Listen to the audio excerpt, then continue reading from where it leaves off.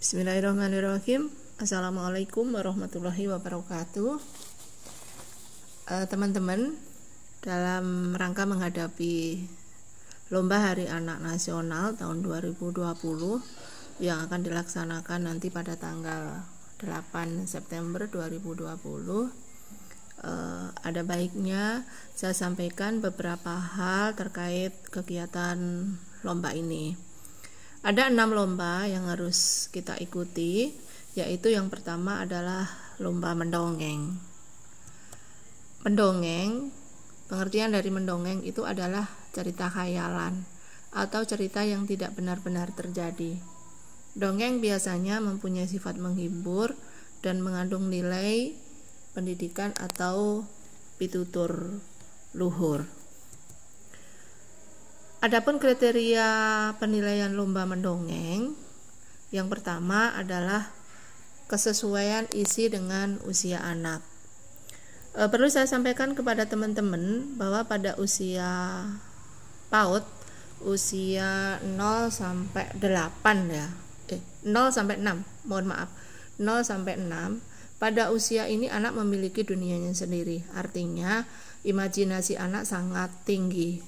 Oleh karena itu, hadirkan pada kegiatan mendongeng itu adalah dongeng-dongeng yang lucu, yang bisa menghidupkan imajinasi anak. Misalnya dengan penokohan hewan atau cerita-cerita tentang fabel, tumbuh-tumbuhan atau benda-benda yang dapat bicara. Dalam kegiatan lomba ini, naskah sebaiknya asli, karangan dari guru, dengan mengambil tema di sekitar lingkungan anak-anak. Naskah diberi cover warna merah muda. Kriteria yang kedua adalah ekspresi atau karakter tokoh. Teman-teman, di dalam mendongeng, usahakan ekspresi mimik wajah itu disesuaikan dengan tokoh yang diperankan. Karena ekspresi wajah itu mempunyai peranan sangat penting, terutama mata. Orang akan terlihat marah, gembira, atau bingung dan sebagainya dapat ditunjukkan melalui pandangan pendongeng. Jangan sampai tokoh yang panjenengan munculkan tokoh yang marah, tapi mimik panjenengan terlihat gembira, kan jadinya lucu. Kemudian kriteria yang ketiga adalah penampilan. Penampilan ini bisa terdiri dari pakaian. Sebaiknya pakaian disesuaikan dengan dongeng yang dibawakan. Kalau misalnya tokoh yang panjenengan perankan itu adalah nenek-nenek, ya usahakan pakaian yang dipakai pada waktu pengambilan video itu adalah pakaiannya nenek-nenek, jangan menggunakan pakaiannya ibu-ibu. Kemudian yang ketiga adalah suara unik. Ada perbedaan suara antara tokoh dan narator. Narator itu adalah orang yang membawakan dongeng, sedangkan tokoh itu adalah orang atau tokoh yang ada di dongeng tersebut. Jadi ada perbedaan suara narator dan suaranya tokoh. Misalnya suara naratornya begini, kemudian tokohnya itu misalnya suara gajah misalnya. Berarti sang narator ini harus bisa menyuarakan suaranya gajah atau suaranya nenek-nenek atau suaranya kakek-kakek. Jadi di situ anak bisa membedakan ini suaranya tokoh yang dimainkan dan ini suaranya orang yang mendongeng atau naratornya. Yang kedua adalah gerak atau bahasa tubuh yang sesuai. Gerakan tangan, kaki, atau anggota tubuh lain saat menirukan tokoh atau menyesuaikan dengan alur cerita. Kemudian media. Media dalam lomba ini menggunakan panggung sandiwara, boneka, dan boneka bantuan dari dinas. Kemudian apabila teman-teman ingin menggunakan media lain yang bisa digunakan, disesuaikan dengan tokoh yang dihadirkan. Terlalu banyak media juga tidak baik atau kurang menarik, karena nanti perhatian anak-anak akan bisa tertuju pada media yang dibawakan oleh guru, tidak tertuju pada pendongengnya. Bisa ditambahkan juga dengan efek suara atau bunyi-bunyian yang sesuai dengan isi dongeng. Kemudian kriteria ke-6 adalah ketepatan waktu. Teman-teman, buatlah cerita dongeng tidak terlalu panjang, dan mohon maaf dongengnya jangan datar-datar saja ya. Artinya di dalam dongeng itu ada klimaknya, juga ada anti klimaknya. Kenapa demikian? Ini ada sifat anak yang cenderung cepat bosan. Jadi kalau ceritanya nanti datar, anak-anak akan mudah bosan. Kemudian selain itu juga batas konsentrasi anak yang sangat terbatas. Jadi kalau cerita penjenengan terlalu panjang dan ceritanya datar-datar saja, anak-anak tidak menutup kemungkinan anak-anak akan meninggalkan teman-teman semuanya. Kemudian sebagai pengetahuan bahwa batas konsentrasi anak itu sesuai dengan usianya. Kalau anak TK yang berusia 5-6, buatlah cerita sekitar 5-6 menit. Karena memang fokusnya anak-anak itu kira-kira sesuai dengan usianya. Kemudian lomba yang kedua adalah lomba pembuatan RPPM selama BDR. RPPM adalah rancangan bagi guru untuk melaksanakan kegiatan bermain yang mendukung anak dalam proses belajar. Apa isi RPPM? Berisi tentang langkah-langkah konkret yang dilakukan guru agar proses pembelajaran dapat berlangsung dengan baik. Kemudian RPPM disesuaikan dengan karakteristik anak, usia, kemampuan, kebutuhan, dan minat anak. Naskah dijilid, covernya warna biru muda. Kemudian untuk kriteria penilaian, yang pertama adalah tema. Tema Aku Anak Tangguh di Masa Pandemik.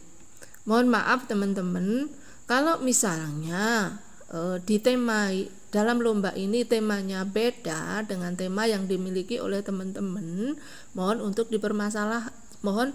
tidak dipermasalahkan. Karena tema yang dihadirkan di lomba ini adalah tema untuk kebutuhan lomba. Kalau misalnya tidak sesuai dengan temanya teman-teman pada waktu kegiatan belajar mengajar di rumah, tolong untuk tidak dipermasalahkan. Ya. Kemudian tema itu apa sih? Tema itu adalah alat untuk mencapai tujuan. Dari tema itu bisa dijabarkan ke dalam subtema atau sub-subtema. Kemudian yang kedua adalah ragam. Ragam atau kegiatan main, atau ada istilahnya densitas. Ragam atau kegiatan atau densitas selama di masa BDR ini sebaiknya berisi tentang kegiatan-kegiatan rutinitas sehari-hari anak, seperti misalnya beribadah, kemudian perilaku hidup bersih, sehat dan aman atau PHBS, seperti olahraga, mandi dan gosok gigi, mencuci tangan, dan sebagainya. Kemudian pembiasaan literasi seperti membacakan buku-buku cerita bersama keluarga, bercerita dengan keluarga, dan sebagainya. Kemudian kegiatan atau ragam main selanjutnya bisa kegiatan-kegiatan yang melatih keterampilan diri atau life skill anak, seperti melakukan sesuatu secara mandiri, senang membantu, dan sebagainya. Tentunya semuanya disesuaikan dengan standar penanganan COVID-19.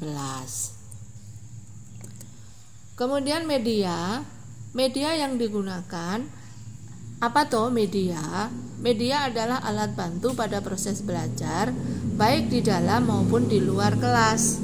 Pembelajaran dapat berjalan efektif dan efisien. Kemudian, di mana anak dapat belajar? Karena selama BDR ini anak-anak belajar di rumah, ya sebaiknya anak-anak belajar di lingkungan rumah, seperti di dapur, di halaman, di sumur, dan sebagainya. Akan menjadi lucu apabila selama BDR ini jenengan menghadirkan media-media yang ada di sekolah, seperti misalnya bermain balok atau bermain yang lain, karena balok itu biasanya jarang dijumpai di rumah, tapi yang ada di sekolahan. Kemudian komponen RPPM. RPPM itu diturunkan dari prosem, minimal terdiri dari tema dan subtema, identitas kelompok, waktu, KD atau kompetensi dasar, materi pembelajaran, kegiatan pembelajaran. Nah, inilah masuknya ragam tadi di sini di kegiatan pembelajaran ini. Kemudian RPPM disertai dengan pengantar untuk orang tua. Maksudnya begini teman-teman, sebenarnya rancangan pembelajaran atau RPP yang kita berikan kepada orang tua ini sebetulnya bukan RPPM-nya ini, tapi adalah pengantarnya ini, pengantar untuk orang tua ini yang kita serahkan kepada orang tua. Nah, di pengantar ini sebetulnya memuat kegiatan-kegiatan yang akan dilakukan oleh orang tua dan anak. Kemudian format bisa disesuaikan dengan kreativitas guru masing-masing. Tidak harus seperti format yang sudah disampaikan pada waktu kita pengimbasan BDR kemarin. Ini saya sertakan contoh komponen pembuatan RPPM, tapi teman-teman di dalam pembuatan nanti tidak harus seperti ini. Ini bisa jenengan kreativitas sesuai dengan kreativitas dari penjenengan masing-masing. Kemudian ini contoh pengantar RPPM. Sebetulnya yang dikirim ke orang tua itu yang ini, yang pengantar RPPM ini sebetulnya. Ya, kalau orang tua itu disuruh memahami format-format yang seperti di depan tadi, mungkin orang tua akan bingung, tidak tahu apa tujuannya, sekolahan ini mau apa tujuannya kan tidak tahu. Tapi kalau kita buat narasi seperti ini, saya yakin orang tua itu akan cepat memahami. Berikutnya adalah lomba APE antara anak dan orang tua. Apa toh APE? APE adalah segala sesuatu yang dapat digunakan sebagai sarana atau peralatan untuk bermain yang mengandung nilai edukatif atau pendidikan dan dapat mengembangkan seluruh kemampuan anak. Di dalam lomba pembuatan APE ini, kata kuncinya adalah hasil antara anak dan orang tua. APE yang dihasilkan merupakan karya teamwork antara anak dan orang tua yang bisa dilihat atau dibedakan antara kerja anak dan kerja orang tua. Apa kriteria dari penilaian lomba APE? Untuk lomba APE, kriteria yang pertama adalah tema. Untuk tema adalah tema COVID-19. Sebaiknya hasil karya yang dihasilkan berorientasi untuk mengedukasi anak agar mengenal COVID-19. Kemudian yang kedua adalah keaslian hasil karya. Ini merupakan inovasi dari peserta, bukan menjiplak dari karya yang sudah ada. Apalagi browsing di internet kemudian dibuat plug seperti di internet, itu nanti akan mudah sekali dilacak. Kemudian kriteria yang ketiga adalah kebermanfaatan. APE itu dapat digunakan sebagai media belajar selama anak belajar dari rumah dan mencakup aspek perkembangan di PAUD. Kemudian biaya pembuatan, hasil karya yang dihasilkan sepadan dengan biaya pembuatan, yaitu 30.000. Rincian biaya ini bisa dituangkan ke dalam naskah. Jadi teman-teman, apabila nanti meskipun hasilnya teman-teman itu bagus, tapi kalau di situ juri menemukan atau bisa memprediksi hasil karya penjenengan itu biayanya lebih dari 30, tidak menutup kemungkinan meskipun bagus nanti akan didiskualifikasi. Kemudian yang ketiga adalah keamanan. Perlu teman-teman pahami bahwa APE yang dibuat ini adalah ditujukan untuk bisa digunakan bermain oleh anak-anak. Makanya unsur keamanan seperti bahan, alat, dan hasil karya yang digunakan itu aman untuk anak, tidak berbau menyengat, tidak mengandung racun atau toksin, bersih, mudah disimpan, dan sebagainya. Dan jangan lupa, jangan meninggalkan estetika atau keindahan. Meskipun itu dipakai di rumah sendiri, kita tetap harus memperhatikan unsur keindahannya juga. Kemudian naskah itu sebaiknya diketik, terdiri dari uraian yang menjelaskan tentang nama APE, tujuan, bahan dan alat, proses pembuatan dan sebagainya. Dijilid yang rapi, cover warna merah. Selanjutnya, lomba yang keempat adalah belajar dari rumah atau BDR, orang tua dan anak. Apa BDR? BDR adalah kegiatan belajar mengajar yang dilaksanakan di rumah dengan orang tua sebagai guru atau fasilitator dengan berpedoman pada RPP yang sudah dibuat oleh guru atau pendidik. Pelaku atau peserta adalah anak dengan orang tua, bisa bersama bunda atau ayahnya. Kemudian kegiatan berlangsung di mana? Tentu saja di rumah, bukan di sekolahan. Kriteria penilaiannya yaitu meskipun kegiatan ini dilaksanakan di rumah dan dilaksanakan oleh orang tua, kegiatan yang dipilih tetap harus disesuaikan dengan RPPM yang sudah disiapkan oleh gurunya. Cakupan materi dan kegiatan belajar sudah disesuaikan. Kemudian berikutnya, cakupan materi atau konten pembelajaran disesuaikan dengan tingkat usia anak.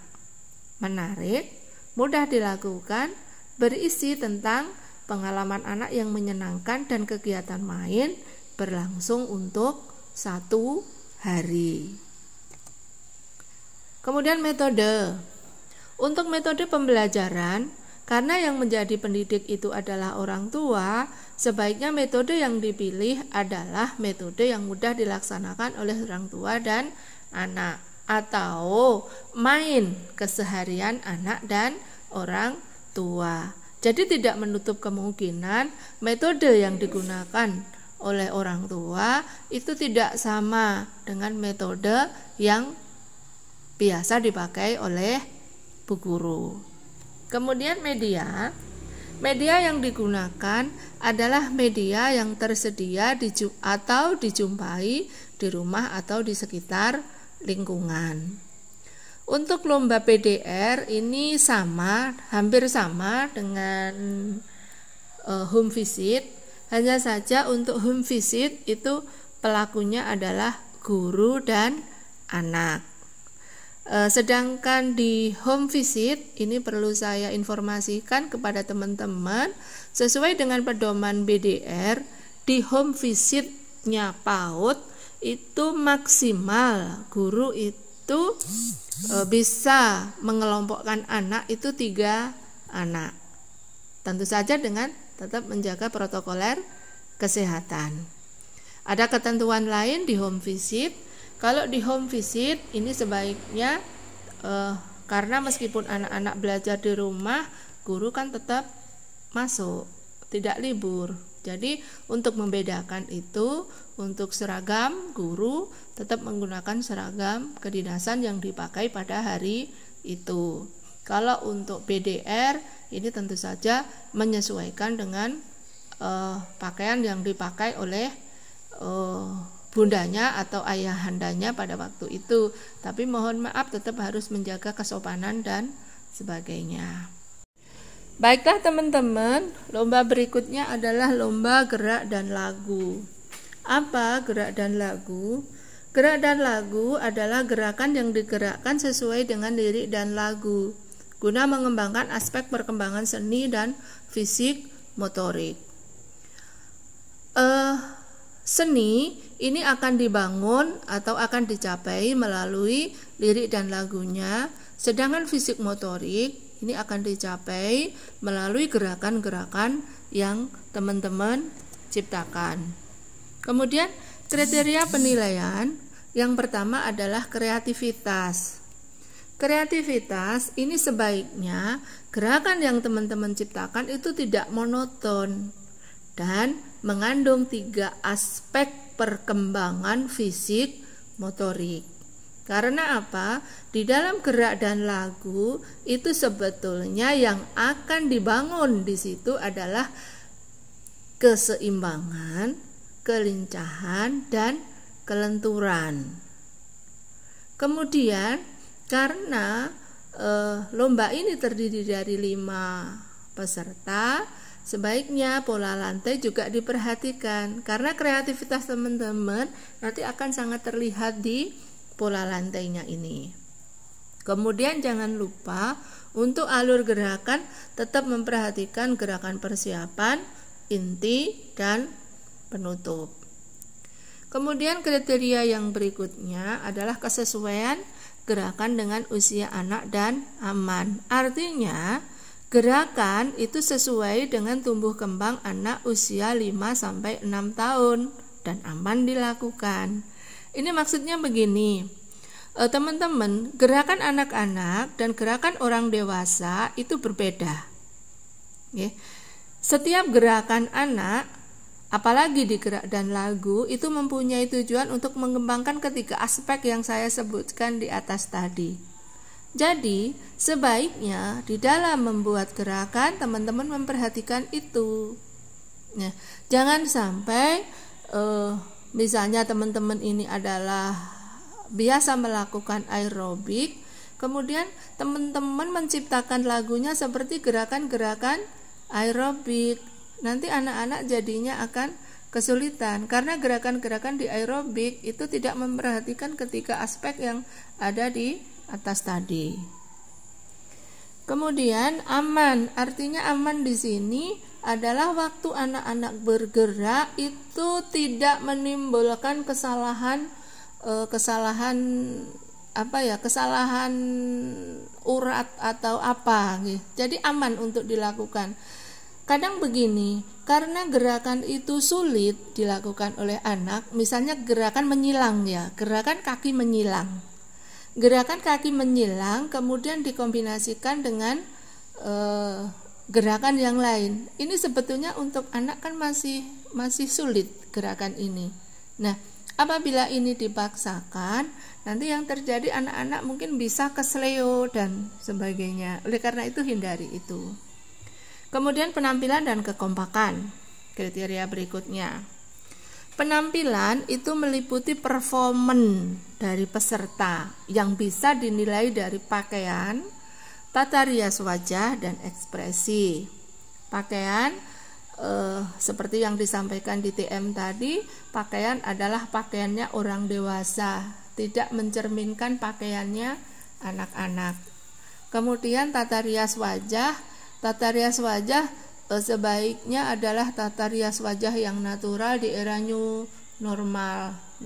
Jadi jangan menggunakan tata rias wajah yang berlebihan, karena musimnya musim corona, itu semuanya harus minimalis. Kemudian ekspresi di sini adalah wajah penjenengan Ketika teman-teman mungkin lagunya itu riang, tapi teman-teman terlihat cemberut, itu artinya penjiwaannya di kegiatan ini kurang. Oleh karena itu ekspresi ini sangat mendukung. Aura dari gerak dan lagu ini akan terlihat dari ekspresi yang teman-teman pancarkan. Kemudian kekompakan. Kekompakan di sini adalah kesamaan gerak antara peserta yang satu dengan yang lain. Bisa jadi juga kekompakan dalam menggunakan pakaian.